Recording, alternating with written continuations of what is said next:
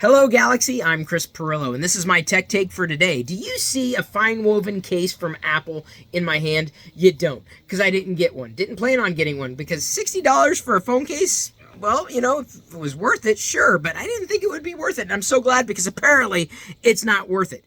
According to people who own Apple's official fine woven case for the iPhone 15, it's a failed product because it's easy to mar, that is scratch, to stain, and apparently that hole in the bottom of the case that allows you to pass your cable through to the USB-C port in the iPhone is not wide enough to accommodate a lot of USB-C cables out there. And in some cases, no pun intended, it's incongruent. And for Apple, that's not really Apple-esque. So $60 for a case that nobody seems to like seems like, oops.